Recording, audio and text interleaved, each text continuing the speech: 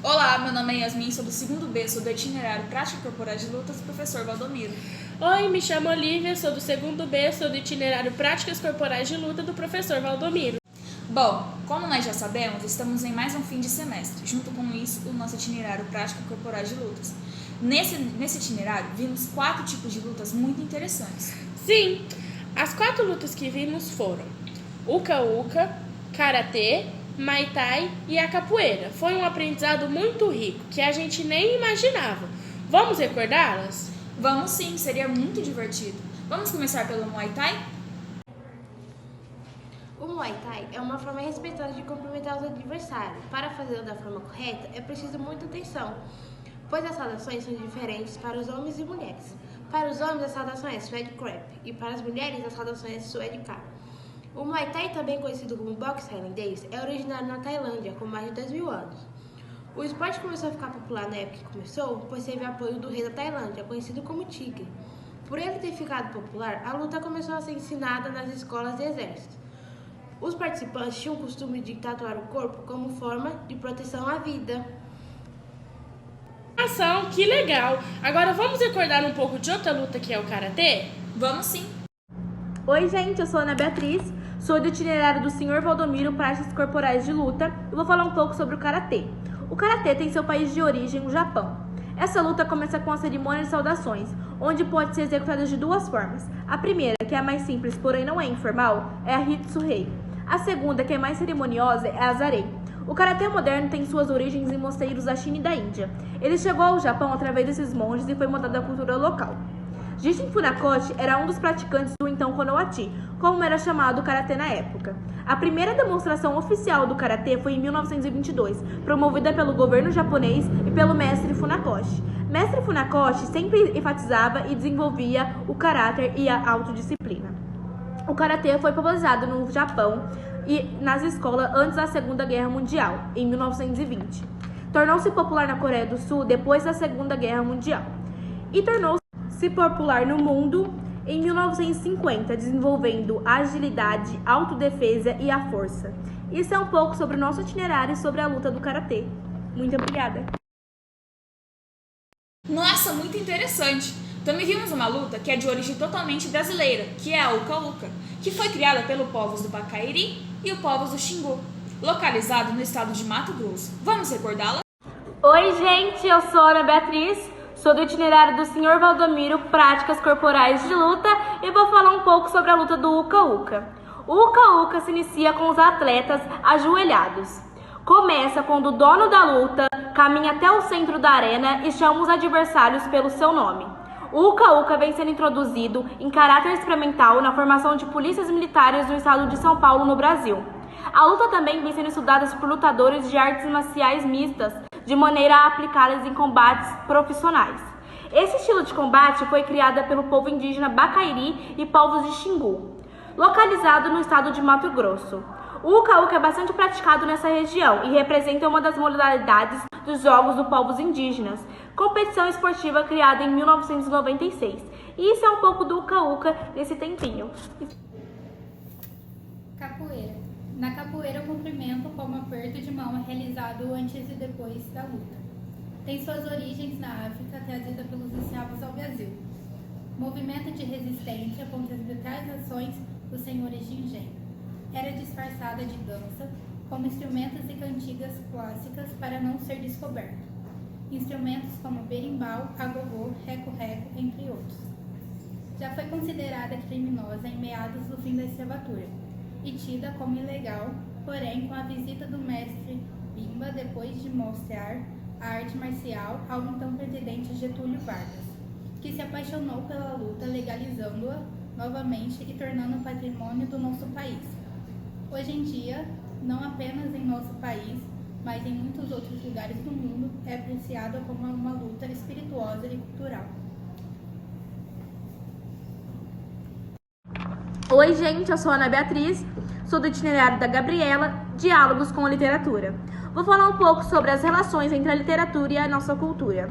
Existem diversas culturas no nosso Brasil, e elas andam lado a lado com a nossa literatura brasileira.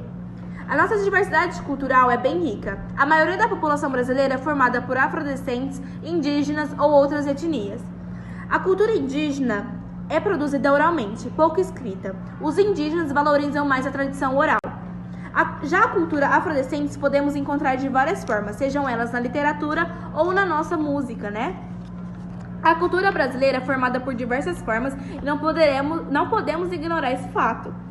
Os indígenas, por exemplo, têm a luta chamada Oca-Oca, que é bem diferente da nossa realidade. Além da literatura indígena, também temos a literatura afro-brasileira e a mulher na literatura. Podemos citar alguns. A Úrsula, que é de Maria Firmina dos Reis. Tortarado, que é de Itamar Vieira Júnior. Capão Pecado, que é de Ferrez. Colecionador de Pedras, que é de Sérgio Vaz. A literatura pode ser lida de diversas formas, buscando o foco nos personagens para ter uma literatura mais ligada à arte e ao contemporâneo.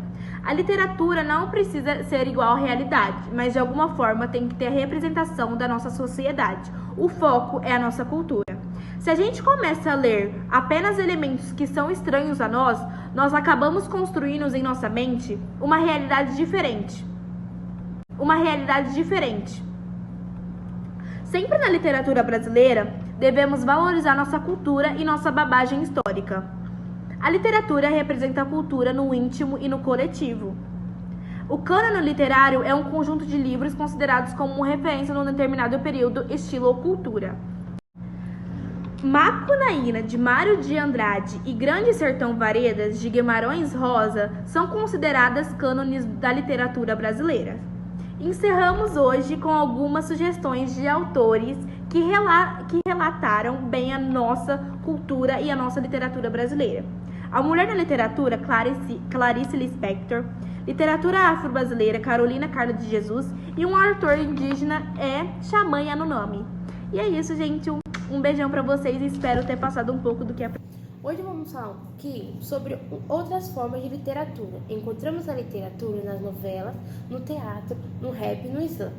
A novela é uma narrativa breve, maior do que um conto e menor do que um romance, que se caracteriza por apresentar uma espécie de concentração temática em torno de um número restrito de personagens. Teatro é uma forma de literatura no qual um ou vários atores apresentam uma determinada história que desperta na plateia sentimentos variados. Rap é um gênero musical popular urbano que consiste numa declaração rápida e ritmada de um texto onde são narrados a vida, o estilo de uma comunidade. O slam, com um formato similar ao de um sarau ou encontro de declarações de texto, o slam poesia tem o objetivo de atrair além de poetas e espectadores e escritos que muitas vezes têm pouca intimidade com a poesia tradicional. Uma forma de literatura é a resenha crítica. Nós trabalhamos a nossa opinião positiva ou negativa. Colocamos o nosso ponto de vista sobre um assunto. Resenha crítica sobre o livro O Pequeno Príncipe. O Pequeno Príncipe começa com o apanho de um avião que deixa o piloto preso no meio do deserto do Saara. Como não tinha passageiro algum com ele, empreendeu sozinho o papel de mecânico num difícil concerto do motor. Após a primeira noite, adormeceu nas areias do deserto. Foi acordado por uma criança que lhe pede: "Desenha-me um carneiro?" E aí começa o relato das fantasias e sonhos de uma criança como todas as outras, e questiona as coisas mais simples da vida com pureza e ingenuidade. Assim, cada personagem mostra o quanto as pessoas grandes se preocupam com as coisas inúteis e que não dão devido valor às coisas. Isso tudo pode ser traduzido por uma frase da raposa de personagem, que ensina o menino de cabelo dourado o segredo da amizade. Só se vê bem como o coração. O essencial é invisível aos olhos. Oi, gente, eu sou a Ana Beatriz, sou do itinerário da Gabriela e vim falar um pouco sobre o manifesto. Manifesto é um gênero textual dissertativo, de cunho político, cultural ou social, que visa expressar o ponto de vista de um ou mais autores para um grande público com o intuito de sensibilizá-lo ou convencê-lo. Sua estrutura divide-se em título, corpo do texto e assinatura. Sua linguagem deve ser adequada ao seu público, garantindo a acessibilidade e a compreensão do conteúdo. É utilizado para levar ao público as opiniões apontadas no texto, com diferentes fins sociocomunicativos. O intuito do manifesto é sensibilizar ou persuadir a opinião pública por meio da defesa argumentativa no texto. O propósito é atrair leitores para comungar das ideias ou críticas expostas. Tipos de manifestos. Manifestos política abarca uma temática política geral ou específica de um determinado grupo. É possível também que se encontre manifestos teóricos ou como resistências a elas. Também tem o manifesto social/cultural. Apresenta temáticas culturais ou sociais propondo reflexões, mudanças ou retomada de valores e costumes compartilhados. Exemplos de outros manifestos.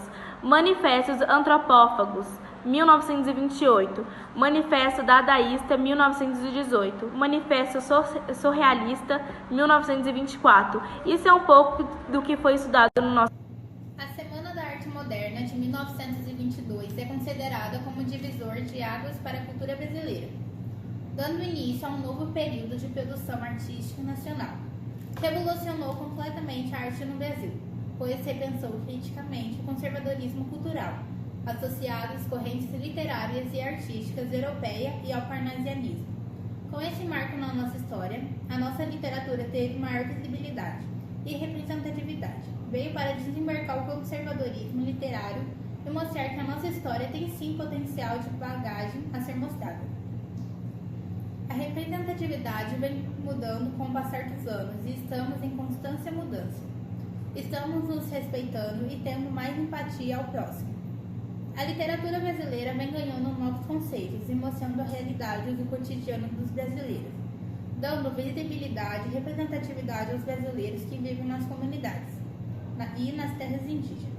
Para combater esse conservadorismo, temos que mostrar e dar mais visibilidade aos nossos artistas e nas nossas obras. Estamos em constante mudança, a cada dia que passa, estamos cada vez mais nos colocando no lugar do outro e mostrando um Brasil diferente e cheio de potencial artístico.